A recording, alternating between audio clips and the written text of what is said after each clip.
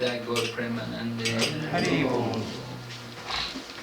Om Namo Bhagavate Vasudevaya. Om Namo Bhagavate Vasudevaya. Om Namo Bhagavate Vasudevaya. Om Namo Bhagavate Vasudevaya. Om Namo Bhagavate Vasudevaya. Om Namo Bhagavate Vasudevaya. Narayanam Namaskrityam. Narayanam Namaskrityam. Naram Chaiva Narottamam. Naram Chaiva Narottamam. Devim Sarasatim Vyasam. Devim Saraswatim Vyasam. Tato Jayamudiraya. Tato Jayamudiraya. Nasta Prayesva Bhadreshu. Nasta Prayesha Bhadreshu. Nityam Bhagavata Sevaya. Nityam Bhagavata Sevaya. Bhagavati Uttama Shloke. Bhagavate Uttama Shloke. Bhaktir Bhavati Naishtaki. Bhaktir Bhavati Naishtaki. We're reading Srimad Bhagavatam, Canto 5, Chapter 1. Читаем Шримад Бхагаватам, песнь 5, Activities of Priyavrata. глава 1, деяния Махараджи Приявраты. Text number 37. Текст номер 37. Have you got it? Можно повторять, у кого есть телефон? No. You don't have the verse.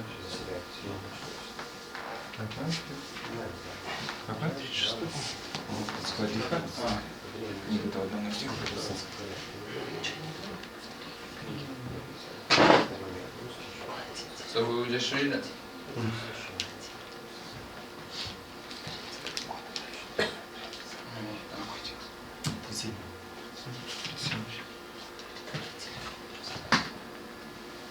Aho asadvanustitit astitam yat abhinivesitoham indriya avidya rachita vishatma vishayanda gupetad alam amushya vanitaya vinoda nigamam dig itigarayam chakara.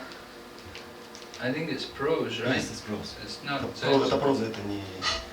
Okay. So it's translation. Перевод. Царь корил себя. Word by word? Царь корил себя. О, горе мне! Как низко я пал! Вот до чего меня довели мои необузданные чувства. Поглощенный мирскими наслаждениями, я словно провалился в заброшенный колодец.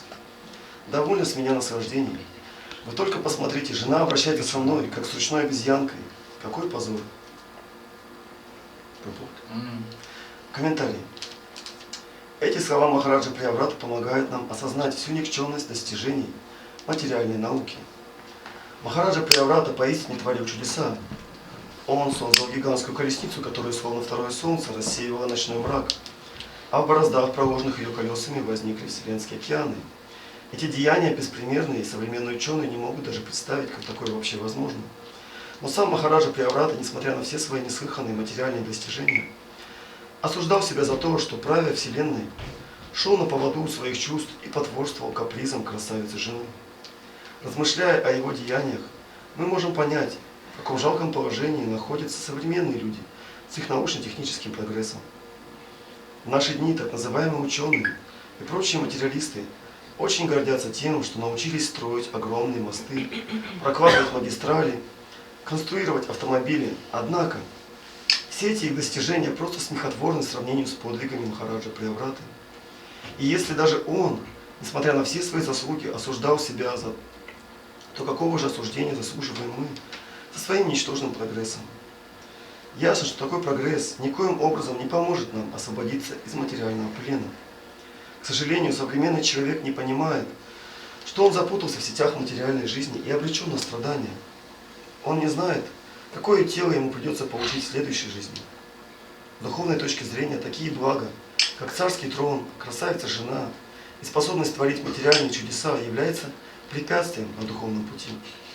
Но Махараджа Прияврата в свое время искренне служил великому мудрецу Нарде, и потому, даже окруженный всеми мирскими благами, не мог забыть об истинной цели жизни. И вот мы видим, как в нем вновь пробудилось сознание Кришны.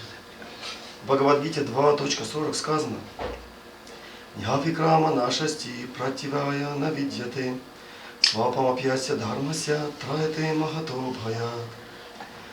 Ставший на путь преданного служения не знает потерь, и даже если он пройдет по нему совсем немного, это спасет его от величайшей опасности. Отречься от мира, занимая такое положение, как Махараджа Прияврата, можно только по милости Верховной Личности Бога. Как правило, если человек стоит у кормила власти, если у него красивая жена, богатый дом и высокое положение в обществе, он все глубже и глубже увязает в материальной жизни. Но Махараджа Прияврата в совершенстве знал духовную науку, которую постиг под руководством великого мудреца Нарды. Несмотря на все препятствия, вернулся на путь сознания Кришны. Блин, меня слышно нормально? Да. Дэн. Да.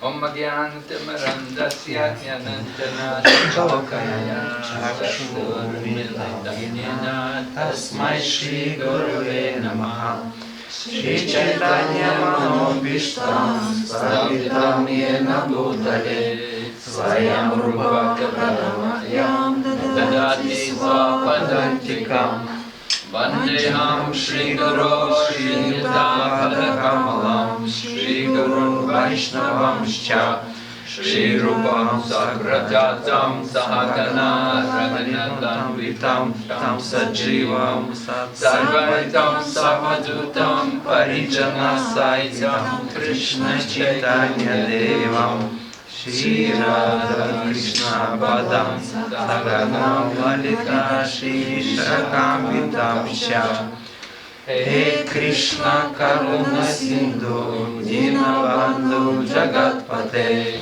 Gopisha Gopika Kanta Radha Kanta Namostute Tapta Kanchana Gaurangi Radhe Vrindavaneshwari Vrishabhanu Sute Devi Pranamani Hari Priye Yasya Kripa Sindhu Vaevacha Patitanam Pavanebhyo Vaishnavebhyo Namo Namah Jai Shri Krishna Chaitanya Prabhu Nityananda Shri Advaita Gadadhara Shivasati Gaura Bhakta Vrinda Hare Krishna Krishna Krishna Hare Hare Hare Rama Rama Hare Hare. So Maharaj Priyavrata was one of two brothers who were the sons of Manu, Swayambhuva Manu. Так Махараджа Прияврата является одним из двух братьев, сыновей Махараджа Ману, Свайамбхува Ману. So Priyavrata had very powerful position, born in a very great family, royal family. Manu was the father of the ruling mankind. Прияврата занимает очень высокое положение, он родился в очень возвышенной семье, его отцом является правитель всего человечества. So Priyavrata, as a young man, he had gone with Narada Muni. Narada Muni is one of the sons of Brahma. He was also like a brother to Manu. They were both sons of Lord Brahma. И еще в юном возрасте Махараджа Прияврата общался и получал наставления от Нарады Муни, который является сыном Брахмы. Таким образом, он является также родственником Приявраты, потому что они с Ману братья. So Priyavrata had been living with Narada Muni in the mountains. Then Narada Muni is brahmachari. And Priyavrata had been living with him in the association of Narada Muni for some time. Нарада Муни, он отреченный брахмачари, и в юности Прияврата жил вместе с ним в уединении в горах в течение какого-то времени. However, it happened that his father, Manu, wanted to retire, and he wanted his son to come back and to take over the responsibility. Но так случилось, что в какой-то момент Ману, его отец, решил оставить правление и передать бразды правления своему сыну. И он хотел, чтобы он вернулся и принял власть. Because the Vedic culture is at a certain point in life you retire. You don't keep working your whole life. You plan the life in such a way that you retire and then you use the balance of the rest of your life to prepare for the next life. Дело в том, что в соответствии с ведической традицией человек не должен работать в поте лица до конца своей жизни. Он должен так все распланировать, чтобы в какой-то момент уйти от всех дел и посвятить себя духовному самосознанию, сбалансировать таким образом свою жизнь, чтобы как минимум в старости посвятить себя тому, чтобы подготовиться к следующему рождению. Of course, people nowadays they also retire, but they don't think about preparing for the next life. Конечно, в современном мире люди тоже уходят на пенсию в 60 лет или во сколько, но они не занимаются тем, чтобы подготовить себя к своей следующей жизни. They spend the whole time watching television or reading the newspaper. Все свое время в основном они проводят за телевизором или за чтением газет. They don't think about the next life. И они не думают о своей следующей жизни. So Priyavrata was happy actually. He was happy in the mountains with Narada Muni, and Narada Muni didn't want Priyavrata to go back. На самом деле Прияврата, он был очень отреченным, и он был счастлив, живя просто в горах с Нарада Муни. И Нарада Муни также не хотел, чтобы молодой человек, он вовлекался в эти мирские дела. But finally, Lord Brahma came, and Lord Brahma said, no, it's good, he should go back, let him go back and become in charge and take responsibility. Но в конце концов самому Господу Брахме пришлось прийти туда и настоять на том, чтобы Махараджа Прияврата, он приступил к своим обязанностям. But Narada Muni, because Narada Muni was the single guy, single man, brahmachari, he never married. He was saying, if he goes back there, you know, he's going to get married, he'll get into family life, and he'll forget everything I've been teaching him. Но Нарада Муни, он пытался возразить, потому что он монах, отреченный, брахмачари, и он такие доводы приводил, что ну как же, если он сейчас вернется туда, возьмет власть, ему придется жениться, ему придется погрузиться в политику, в семейную жизнь, и он забудет все духовные наставления, которые он получил. Narada Muni had been training him to become self-realized and to just only concentrate on spiritual practice and not to get involved in material life.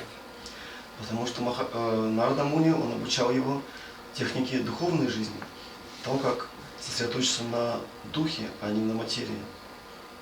Narada Muni thought if he gets into material life, if he gets married, he'll forget everything. He'll just become a materialist.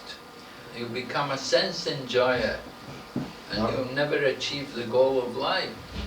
Нарада Муни переживал, что если он погрузится в материальную деятельность, то он запутается в ней и может стать просто обычным простым материалистом, и таким образом не достигнет цели человеческой жизни.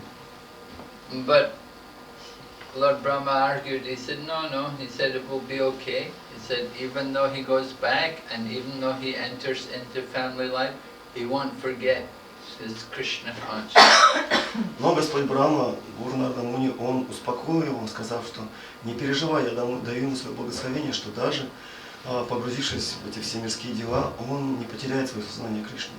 So Priyavrata went back and took over the kingdom. He's ruling and he was doing incredible things, amazing things. И Махараджа Прияврата, он вернулся в мир, принял правление царством и совершил множество удивительных деяний.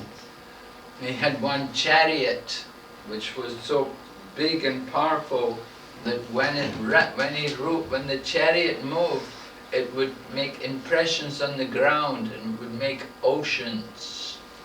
Например, он создал такую особую колесницу, которая была настолько огромной, настолько могущественной, что просто под давлением колес этой колесницы образовывались новые океаны.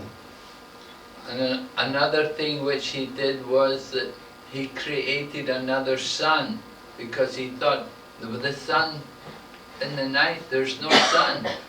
It's very cold in the night. So he made a sun which would be there in the night. Другим его удивительным поступком, деянием было то, что он создал второе светило на небосводе, второе солнце, потому что он посчитал, что ночью темно и холодно, почему бы не исправить это, и он создал второе солнце в противовес первому. So he was such a powerful person that he could do these amazing things which we cannot even imagine. Такой необычной личностью, обладающей таким мистическим могуществом, был Махараджа Прияврата, что смог совершать такие деяния, о которых мы даже не можем себе представить. But at the same time, he'd gotten married, and he saw that he was forgetting everything which he'd been learning from the Radha Muni. Но в то же время он заметил, что женившись и погрузившись в семейную жизнь, он на какое-то время забыл всего то, чему ему учил Нарада Муни. So he came to his senses. Somehow he was fortunate that he was able to understand that he had forgotten everything which he'd been learning from Narada Muni. Но так или иначе, он пришел в себя в какой-то момент, и он осознал, что я столько времени потратил на все это, и я забыл то, чему меня учили. So he regretted that because of the association with the opposite sex, because he'd got into family life and having children and everything, he'd forgotten about higher things. И он начал раскаиваться о том, что слишком чрезмерно погрузился в семейную жизнь, в общение с противоположным полом, и из этого забыл о высшей цели жизни. So this is the power of the material energy, the power of illusion. It's so powerful that even though we may have a lot of spiritual advancement, we can lose it very easily. Таково могущество материальной энергии. Иллюзорная энергия настолько могущественна, что несмотря он был настолько могущественным йогом, что мог спокойно медитировать, находясь в течение многих тысяч лет, находясь просто на дне реки. So he was in the bottom of this river, the holy river, the Yamuna river, which is, it goes right through Vrindavan. It's a very sacred river. И не простой реки, а на дне святой Ямуны. Это самая святая река, которая протекает во Вриндаване. And he was a powerful yogi. He was thinking, I'll just sit in the bottom of the river. I'll be away from the world. Nobody will disturb me. I'll be peaceful in the bottom of the river Yamuna. И он так размышлял, что я могущественный йог, и я поэтому могу позволить себе находиться на дне реки. Таким образом, никто меня не сможет, мирская суета не сможет меня затронуть, никто меня не сможет побеспокоить здесь. So he was sitting there in the bottom of the Yamuna doing meditation, but it happened one day, there was a big fish which got taken away because this big bird named Garuda came there. And he saw this big fish, and this bird, Garuda, likes fish. So he caught that fish and he took it away. Но так уж случилось, что в это место прилетела огромная птица, Гаруда, огромный орел. И так как он не вегетарианец, он питается рыбой, он увидел в этой реке огромную рыбу. Он схватил ее и попытался с ней улететь. Now Garuda is a very powerful bird. He's the carrier of Lord Vishnu. Lord Vishnu sits on the shoulders of this bird Garuda, and they fly They can fly to anywhere in the universe and even beyond. И Гаруда – это особо могущественная личность.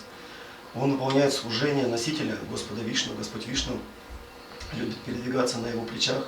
Он способен переместиться в любое место этой материальной вселенной и за пределы вселенной в любое мгновение. So this bird Garuda took away the big fish, and when the big fish got taken away like that, then the yogi Subhari Muni felt very bad. He thought, oh, this is very bad, that bird has taken away that fish. He's a crow bird. Но этот йог, он, оказывается, привязался к этим рыбам, которые жили там снизу в реке. И когда он увидел, что большую рыбу уносит Гаруда, он подумал, ах, этот негодяй Гаруда, как он смеет вмешиваться здесь, да, в жизнь этих рыб. И он очень нехорошо о нем подумал. So the yogi decided, I will put a curse on that Garuda, that if he ever comes here again to take fish, he will die. И йог тогда решил, я прокляну Гаруду. Если он только посмеет еще раз приблизиться к этому месту, на Ямуне, то он тут же умрет. So Garuda, he's a powerful bird, and because he's a servant of Lord Vishnu, that curse didn't need to affect him. But he thought, anyway, the yogis cursed me, and so I will accept the curse, and I won't go to the Yamuna again. There's many fish other places. I don't need to go there. И Гаруда, он обладает великим могуществом, он слуга, личный слуга Господа Вишну, поэтому, безусловно, никакое проклятие не могло затронуть его. Но он смиренно, как вайшнав, отнесся к этому, как к силе провидения, и решил, хорошо, раз йоги проклял меня, то я больше не буду прилетать на Ямуну. So the yogi was there. И в результате пришлось ему получить реакции за оскорбление вайшнава. So an offense against the devotees is very serious. Оскорбление преданных – это очень серьезный проступок. Because the devotees, they're very dear to Lord Krishna because they've taken shelter of Lord Krishna. Потому что преданные, они очень дороги Господу, потому что они принимают у него полностью прибежище. So when somebody like Garuda gets cursed, Lord Vishnu himself gets very upset about it. Поэтому, когда личность подобная Гаруде, и если ее кто-то проклинает или оскорбляет, то Господь Вишну расстраивается из этого. Because Garuda is the servant, he's doing a lot of seva, he's doing a lot of service for Lord Vishnu. He takes him everywhere, flies everywhere with him.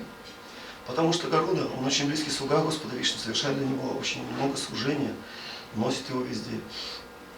So because the yogi put a curse on Garuda, he got reactions for that curse. И в результате того, что йог, он проклял Гаруду, то ему пришлось понести тяжелые реакции за это. And the reaction was that he became attracted to material life. И в чем заключалось это последствие? Он привлекся материальной жизнью. He was sitting in the bottom of the Yamuna, completely away from the world. И хотя он сидел на дне Ямуны, в реке, полностью отстраненный от материального мира. But after he put the curse on Garuda, somehow he got restless there in the bottom of the river. Но после своего оскорбления, после совершенной вайшнава апарадхи, он начал чувствовать какое-то беспокойство, сидя там в реке. And he saw some fish there in the Yamuna. He saw some fish, how they were mating together, and he was thinking, oh, it's so nice, they have their family. I also would like to have family. И в какой-то момент он увидел, как рыбки совокупляются в реке там. И он подумал, о, как здорово, у них есть семья, я бы тоже хотел семью завести. So what happened was the yogi came out of the Yamuna river, and he went to a king who was living nearby, and he asked the king, he said, you have many daughters, can you give one of your daughters to me for a wife? И тогда что он сделал? Он тут же вышел из своего убежища, покинул реку и пошел к ближайшему царю. И сказал ему, у тебя есть много дочерей, я знаю это, поэтому не мог бы ты выдать за меня их замуж? So the king looked at him and said, well, he said, if any of my daughters want to marry you, I don't mind. Ну, царь посмотрел на него и сказал, ну, видишь, это могущественный йог, он сказал, ну, хорошо, если какая-то из моих дочерей сама захочет за тебя замуж выйти, то я не против. So they brought all the king's daughters, and the king's daughters, they all looked at the yogi and they thought, we don't want to marry him. И тогда все дочерей привели, чтобы они на него посмотрели, но когда они увидели этого йога, который 1000 лет посидел на дне реки, соответственно, выглядел, то никто не захотел на нем жениться, за него замуж выходить. He'd been living in the bottom of the Yamuna river, and so his skin was all wrinkled from being in the water, so he wasn't very good looking. Естественно, просидев столько лет под водой, вся его кожа от воды сморщилась и потемнела, и, конечно, зрелище было не из приятных. So the king's daughters, they were not attracted to him. Естественно, дочери царя не привлеклись такой особой. So none of them would marry him. Никто не согласился за него выйти. So then the yogi understood he had to do something. So he was a powerful yogi.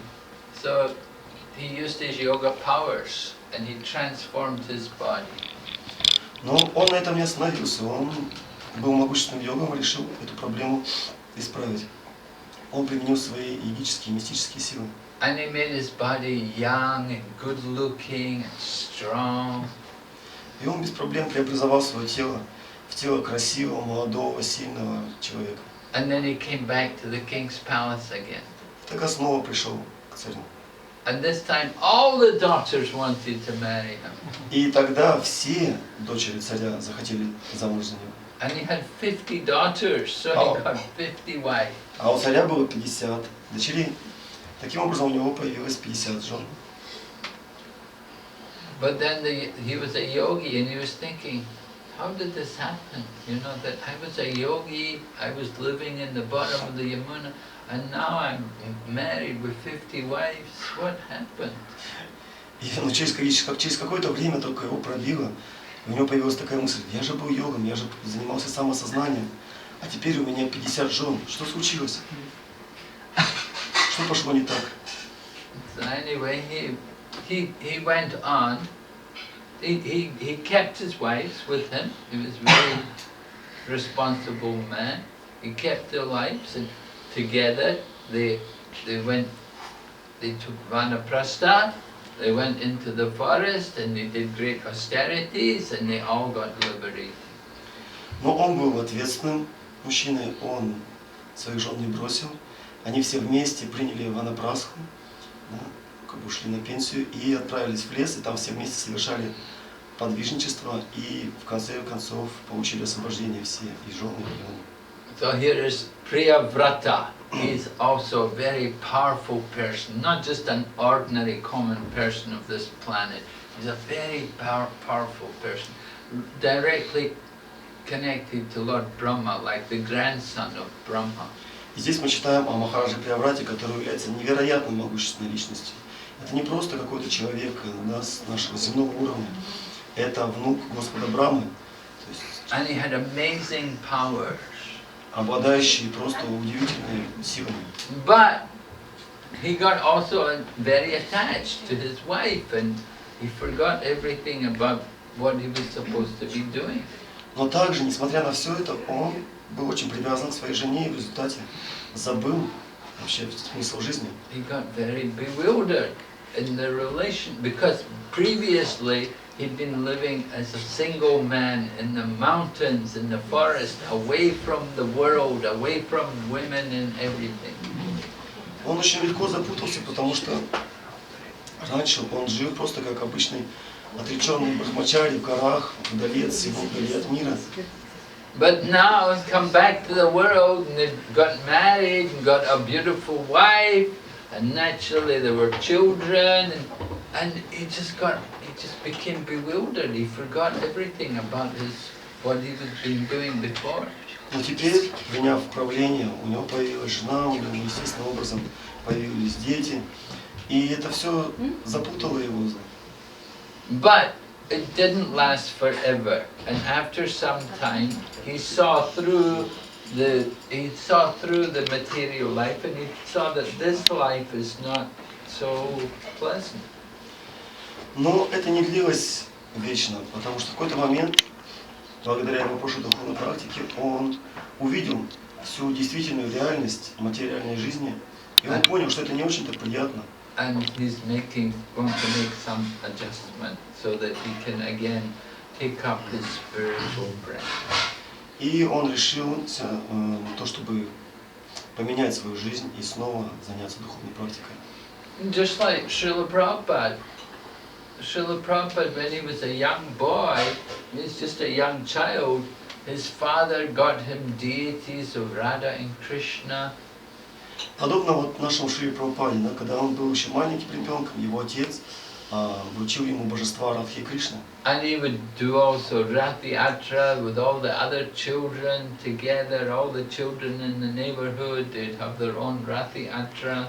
И он с детства поклонялся этим божествам, а также проводил радхаятру, устраивал там и всех соседей собирал, всех детей собирал на нее. And he learned to play Madanga.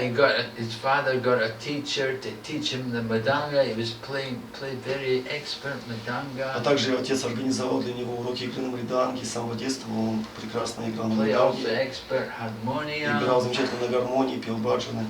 But then, he went to college. He got education, good school, then go on to college and study at college, and fell away from all that, the things he'd done when he was a young boy. Но затем он пошел в школу, потом он пошел в престижный западный колледж, и постепенно он как бы отошел от всего, чем занимался в детстве, от этих духовных процессов. You go to colleges, you go to universities, you get a lot of bad association. Потому что когда вы попадаете в колледж или в университет, то неизбежно множество неблагоприятного общения там возникает. Prabhupada called these universities, he said they're slaughterhouses. Шрила Прабхупада называл современные университеты бойнями массового образования. People may be good, they may be good people when they're at home staying with their parents, but once they go into the university and they go away from home, they get all bad association and they start all the bad habits. Шрила Прабхупада говорил, что да, когда ребенок живет дома, он может себя хорошо вести, быть очень замечательным и прилежным. Но как только он покидает дом и попадает куда-то в университет или в колледж, то все возможные ерундой начинает заниматься. The young girl, she may be very chaste, she's a young girl, she's staying at home with her mother and father.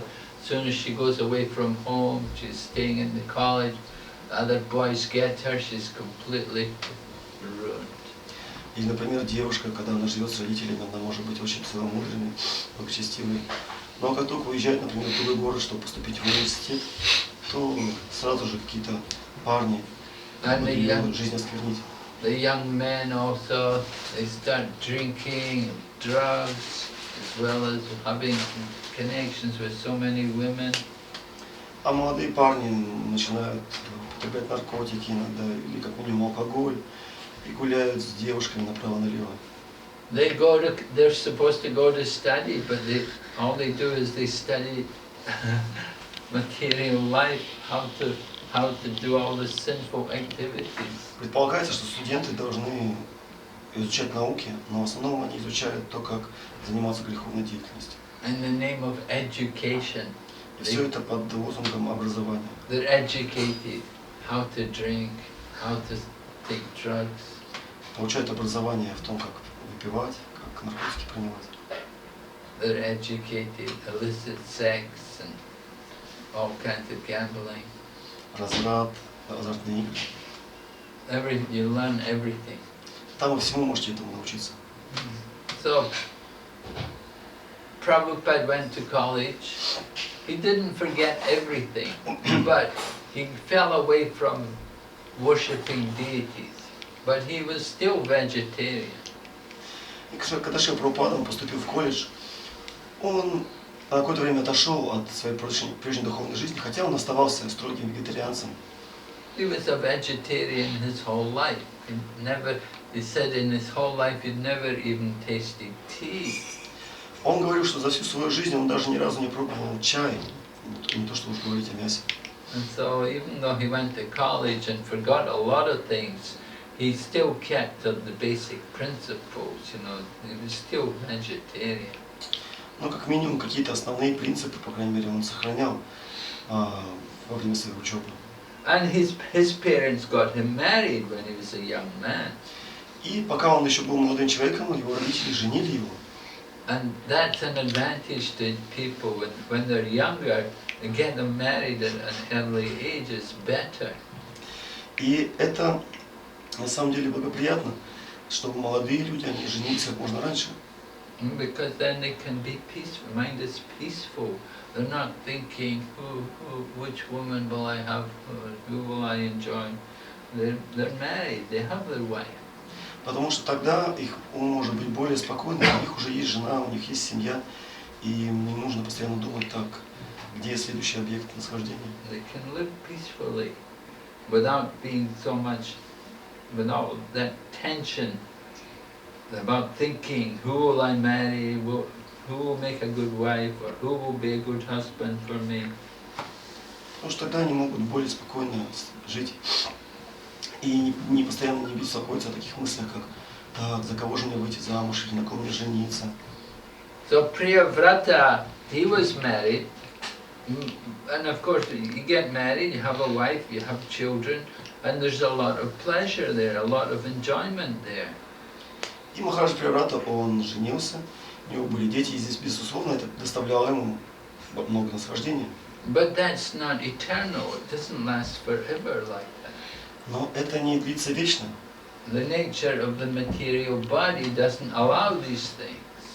Сама природа материального тела не позволяет этому длиться долго. Right, the material body gets old and the powers of the senses dwindle.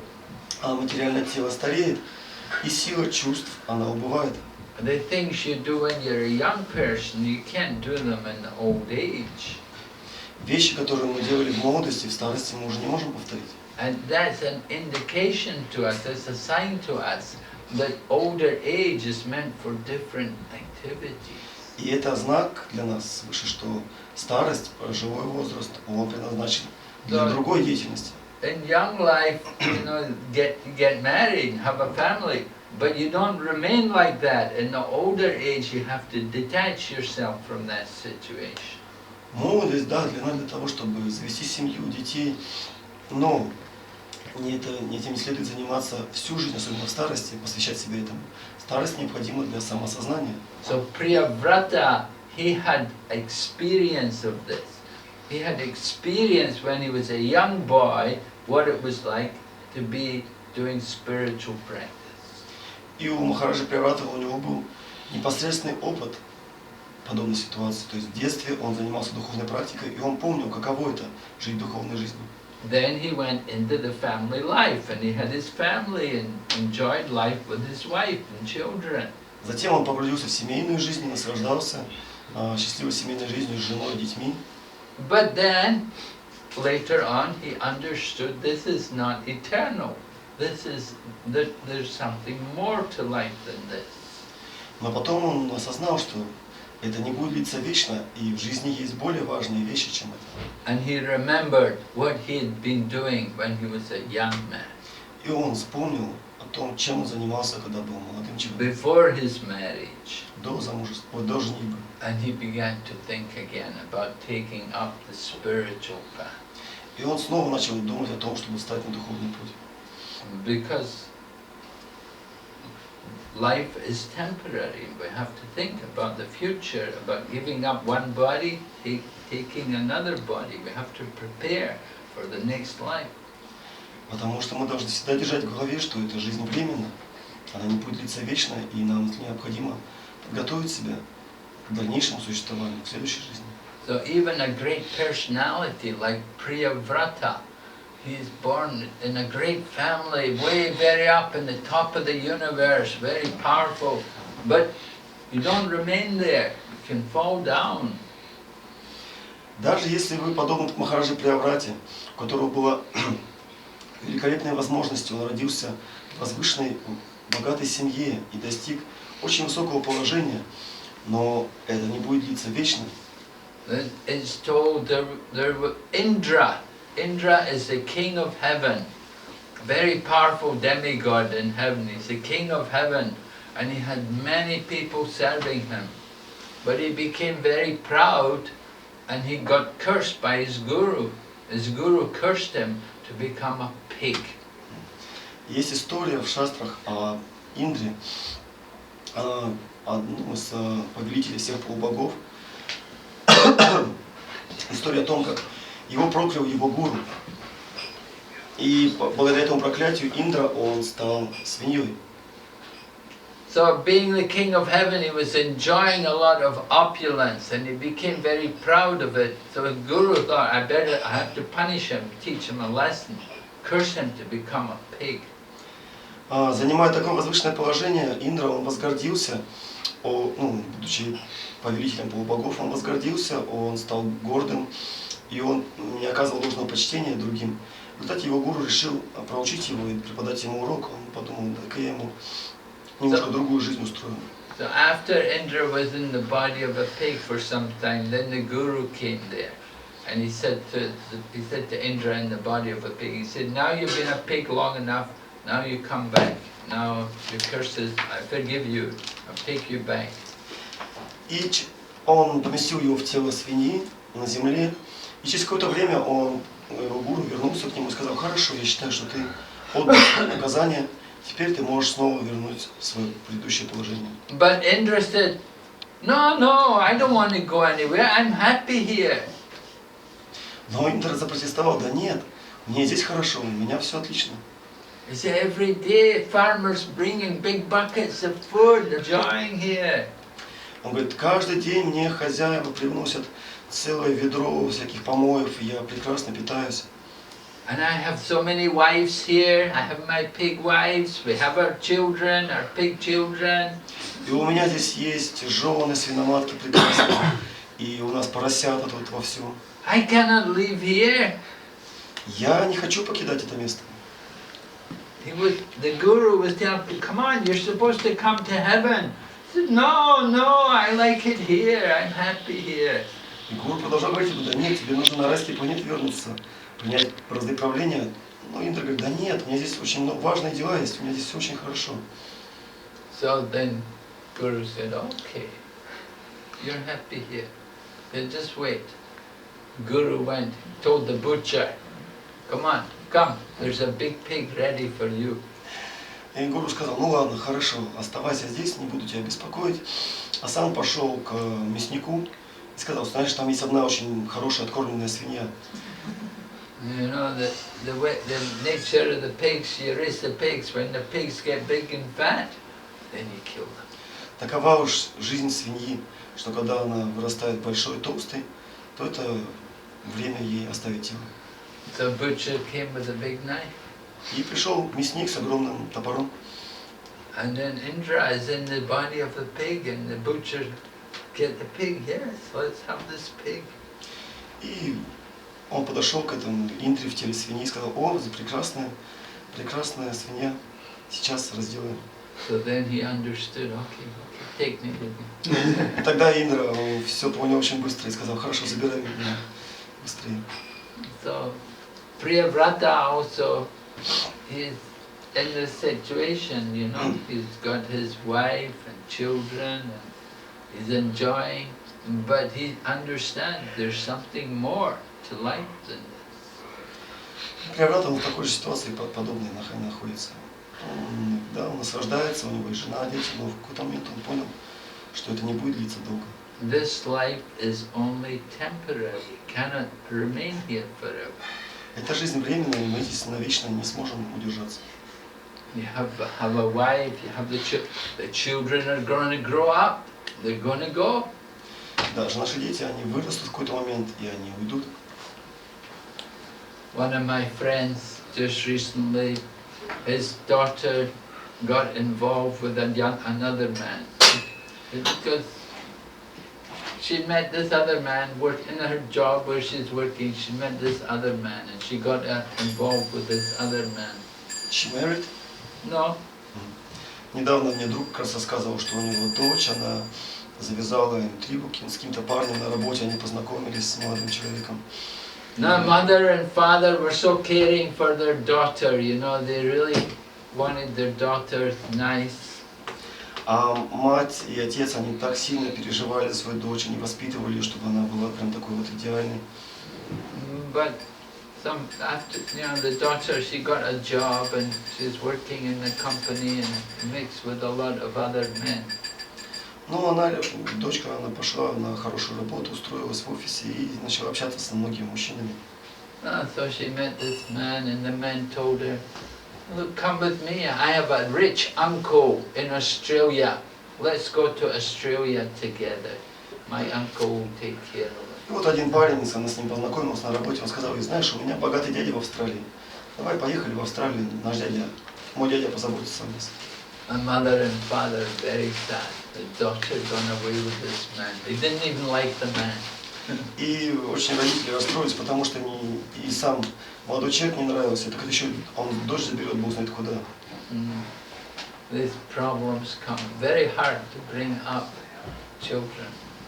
Это очень непросто растить детей, и подобные проблемы возникают. Naturally, you want the best for your children. Естественным образом вы хотите самого лучшего для своих детей. But you don't always get the best. Но не всегда мы самое лучшее получаем. Very difficult. So the children, anyway, they grow up, then they go, they have their own life. В какой-то момент дети вырастают, у них своя жизнь, им уже не до нас. And the wife can be with you, but wife is also going to get old. She's also going to die one day. И жена, насколько бы она ни была верной, в какой-то момент она состарится и тоже умрет. Wife cannot save us from disease, cannot save us from death. А жена или муж не смогут защитить нас от старости, от болезней. One of my friends, he got married recently. In old age, he got married. Один мой друг, он недавно женился, уже в пожилом возрасте женился. Married a younger woman. She's 20 years younger than him. Женился на девушке на 20 лет моложе него. But 1 year after the marriage, she died. Но через год совместной жизни его жена умерла. Very hard. The man had married this woman, you know, and she's so much younger than him, but she died, and he's left alone. Он вроде бы все правильно рассчитал, женился на девушке моложе него. Тем не менее, через год она оставила его. You don't know what in store for us in this world. Мы не знаем, что там приготовлено для нас этим миром в будущем. Material life, everything is so temporary. Это материальная жизнь, все очень зыбко. So, what we should do, we should take shelter of the holy name and study these books like Bhagavatam. Что же нам следует делать в такой ситуации? Нам следует принять прибежище в повторении святого имени и в изучении священных писаний. And prepare ourselves to go back to the spiritual. И подготовить себя к тому, чтобы после этой жизни отправиться в духовный мир. There's another world beside this world, the eternal world. Потому что есть другая реальность, помимо вот этой временной материальной реальности, это вечная реальность. In the spiritual world, there's eternal happiness, real happiness. И в духовной реальности там как раз находится настоящий источник настоящего счастья. And Krishna is inviting all of us to go there. И Кришна со страницы Священного Писания, он приглашает всех нас отправиться туда. He is telling us why you're trying to enjoy here in this place. There's no real happiness here. Он говорит нам, зачем ты пытаешься найти счастье здесь, где его нет? You want to be happy? You come to my place. Come and live in Goloka, in the spiritual world. There, everything is eternal. Если хочешь настоящего счастья, настоящего блаженства, то приходи ко мне. Там все исполнено на вечности блаженства. There's no problem. Там нет никаких беспокойств. There's no anxiety. Никаких проблем. There's only eternal bliss. Только вечное блаженство. In the association of the Supreme Lord. Блаженство в удивительных взаимоотношениях с Верховным Господом. Okay, any questions? Хорошо, есть ли вопросы какие-то? Yeah? Есть вопрос. Я с ним и пришел сюда. Я правильно понимаю, душа, материальный мир попадает, потому что хочет чем-то управлять, да? Вот. Мы через мантру, через повторение святых имен, мы тем самым можем вернуться обратно к Богу. Правильно, да? Я понимаю. А так как душа вечна, не повторится ли ее желание когда-то вновь вернуться в материальный мир? Понял. От чего это зависит? Хорошо. Махарадж. So he tell him that his understanding is that the soul came to material world because we came to material world because we wanted to enjoy it separately and we want to control some here in material world, and by chanting the holy name we will go to the spiritual world, yes, to back to Godhead. But the soul is eternal, and what is there any chance that in the spiritual world we will again make the same mistake and come back here again? Well, Krishna says in the Bhagavad Gita, the one who comes to my abode, he will never want to leave. Ну, Кришна говорит, убеждает нас в Бхагавад-гите, что тот, кто вернулся в мою обитель, никогда уже вновь не покидает ее. Because it's so beautiful, it's so attractive, the people there, they never want to go any other place. Потому что это настолько удивительное место, что уже попав туда снова, не захочется оттуда уходить. Количество душ ограничено? Есть определенное ограничение? Вот сколько душ? Is the number of the souls, total number of the soul, spirit souls, is it limited or not? No, infinite. Нет, безгранично. Безгранично? Thank you. Infinite number of souls. Безграничное число живых существ. And an infinite number of planets also. И также безграничное количество планет. Material world. Я предположил просто, что если есть ограниченное количество душ, а так как мы постоянно рождаемся и умираем, то значит рано или поздно какая-то душа по второму кругу идет. Отсюда и вопрос.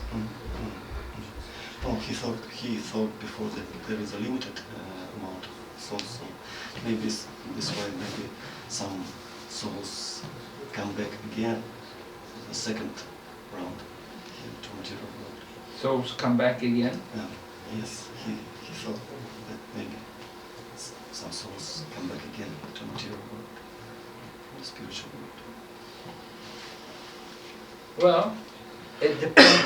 It depends where they go. You see, if they go to the Brahmajyoti, then they may come back again. Ну, тут еще зависит от того, куда отправляется душа. Если душа уходит в сияние Брахма-джоти, But if they enter into the spiritual planets, they won't want to come back. если она хочет раствориться в сиянии Верховного Господа Брахма-джоти, то потом, через какое-то время, она снова возвращается в материальный мир. Но если она попадает на планеты духовного мира и вступает в личные взаимоотношения с Господом, то она уже не возвращается. What is Brahmajyoti? And that's the all-pervading sky, which is,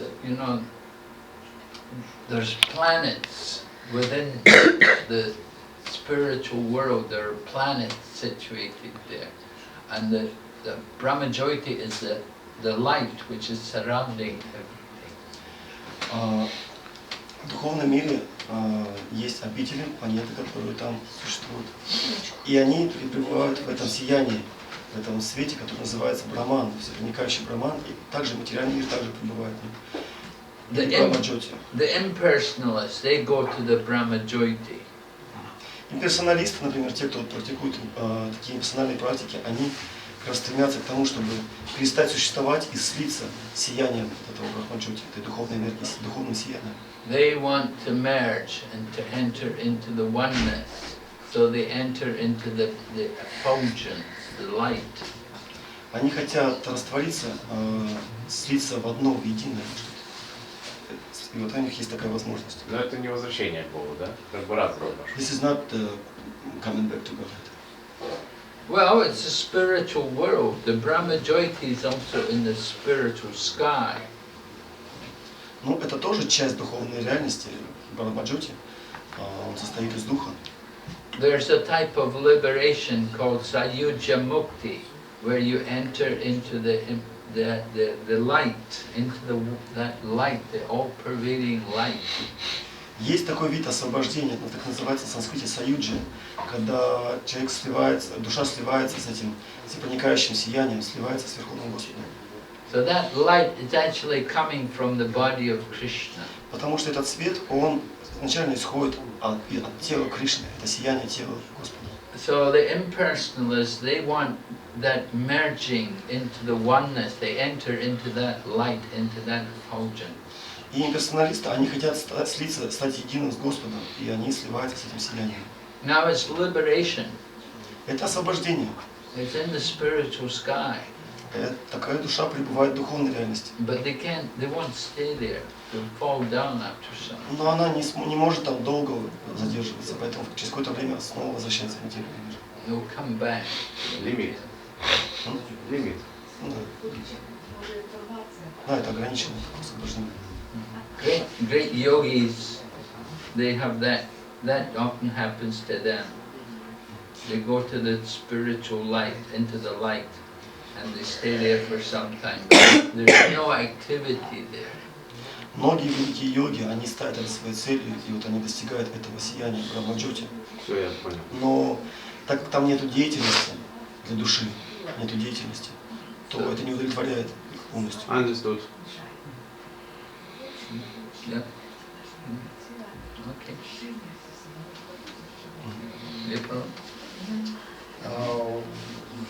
У меня родственник, да, там, бизнесмен, мы иногда с ним дискутируем. Ну и вот вопрос такой, когда я ему говорю, что надо,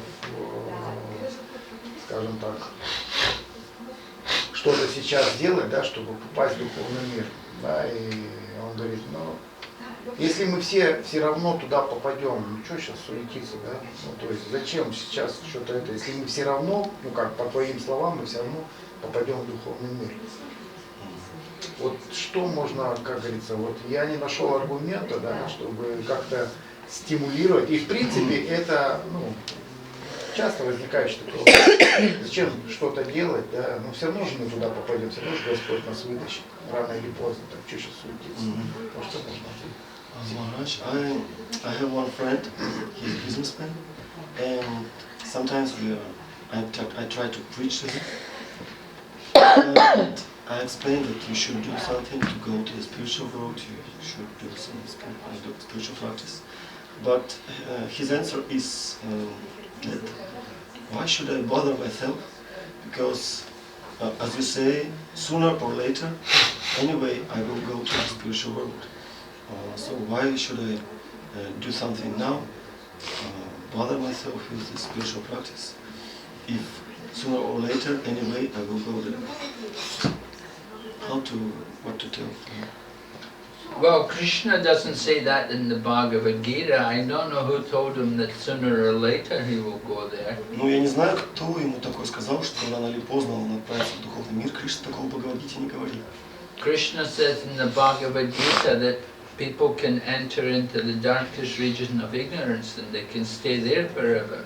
Кришна в Бхагавад-гите наоборот говорит, что люди души могут отправиться в темнейшие области невежества и там вечно пребывать. People who are in the modes of ignorance, who are engaged in all kinds of sinful activities and who will never take up any kind of spiritual practice, then these people can enter into the darkest region of ignorance and they can stay there. Наоборот, утверждается то, что те, кто занимается всевозможной греховной деятельностью, не развивают свое сознание Кришны, то они могут отправиться в темнейшие области невежества и там очень долго находиться. There are two kinds of souls. There's nitya, but there's the liberated souls and the conditioned souls. Есть два вида живых существ, два вида душ. Есть вечно освобожденные души и есть вечно обусловленные души. And conditioned souls, they're eternally conditioned. Means been here a very long time. И обусловленные души, не те бадха, они вечно обусловлены. Это значит, что им вечно придется здесь находиться. We've been in this material world very long time. We've had many different bodies. Мы здесь в материальном мире уже очень давно и сменили уже огромное количество тел. And there's no guarantee that we will ever stop. И нет для нас никакой гарантии, что это когда-то прекратится, остановится. We'll just remain here, again, taking birth and dying again and again. Будем здесь оставаться и снова рождаться и умирать. Получается, рано или поздно это утешение. Sooner or later it's hope. So it's not true that sooner or later we will go to the station. There's qualification to go back to Godhead. Необходима квалификация определенная, If чтобы you want to enter into the spiritual world, you have to have the qualification. нужно развить в себе определенную квалификацию, чтобы отправиться в духовный мир, если вы этого хотите. Just like to come to Russia, you have to have visa. Например, чтобы в Россию попасть, нужно визу сделать. To go to spiritual world, you have to have your visa. You have to have love for Krishna. Также, чтобы отправиться в духовный мир, необходима виза. Виза является любовь к Кришне. If we don't have that kind of feeling, we'll never be happy there. Because we're not ready. If we're not ready, if we don't have the nature to be devotee, we won't be happy there. И потому что если мы не разовьем в себе вот эту природу преданного, то мы просто не будем там счастливы, потому что там все заняты служением Кришне, а у нас нет желания служить Кришне, так что мы там будем делать. So it's arranged, everybody who goes there, they're qualified, they're all happy there. Поэтому туда отправятся только квалифицированные, и в результате они там... Jagannath Puri or like that, they'll just tell you, get out, we don't want you here. Если вы отправитесь во Вриндаван, в Майпур или в Джаганнатхпури с таким настроением, то очень быстро вас оттуда попросят удалиться. We're not in favor, we're not surrendering, we're not in the mood to worship the Lord, then we have no business there in the holy town. Если у нас нет настроения предания, обучения себя Господу и желания служить, то нам нечего делать просто в святом месте. Okay. Any other questions? Еще вопрос. Okay, Srimad Bhagavatam, Jai, Srila Prabhupada. Hare Krishna. Hare Krishna. Hare Krishna. Hare Krishna. Hare Krishna. Hare Krishna.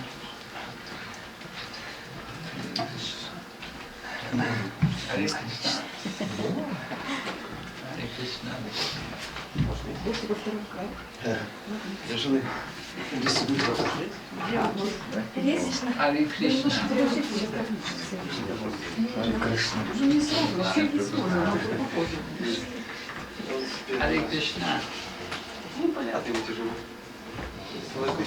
Кто готов? Я не готовила, ну и в принципе надо было. Там Наташа помогала. Еще раз, конечно, Пакет надо взять. А Катю позвали? Катя. Да, сейчас Hare Krishna. Харе Кришна. Уйдем куда-то.